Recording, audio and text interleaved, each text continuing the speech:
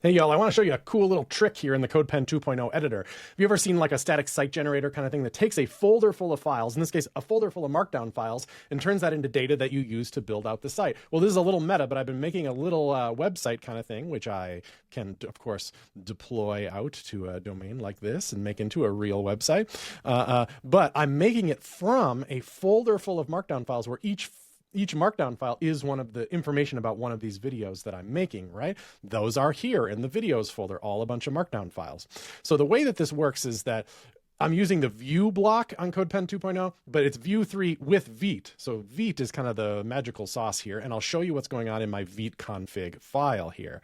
So in the Vite config, where I'm defining the config, the standard Vite config thing, I'm globbing for all of those Markdown files. Globbing allows me to like do star.md to look for all those Markdown files. Then I roll over each one, read each one, and this is node code here, you know. I'm parsing out the front matter. I'm just turning the front matter being these like title, duration, embed, into key value pairs. And then I'm returning an array, essentially, of the slug of the file, the key value pairs from the front matter, and the content of that file. And then I run view all the rest of my normal Vite stuff, but I'm using the define method to make a global variable called __posts __, just kind of a way to signify this is globally available JavaScript data.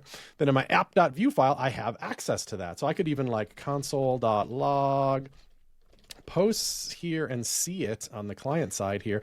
It output all of these individual Markdown files information. And now I have in view, I can kind of like loop over, do a V4 loop, all of those posts. And then I have a card component, which accepts a single post and like does all the templating and shows the video and stuff. I'm using the kind of the neat little trick here where I'm putting the video behind a details element so that they're lazy loaded, because YouTube videos can be a little heavy. But that's the trick. There's one more little thing that you need to know though, is that normally Markdown files on CodePen are processed and turned into HTML files through the Markdown block. We kind of don't want that to happen. We want the Markdown to just stay Markdown so Vite can read it. So even though CodePen will add the Markdown block for you, you can just right click it and disable it, like I'm able to disable view 3 here. I've already done that and disabled the Markdown block. That's kind of a little weird little requirement for this. So hopefully we're supporting a lot more static site generator type of stuff on CodePen, but this works now and you can use it now thanks to running Vite on the CodePen 2.0 editor.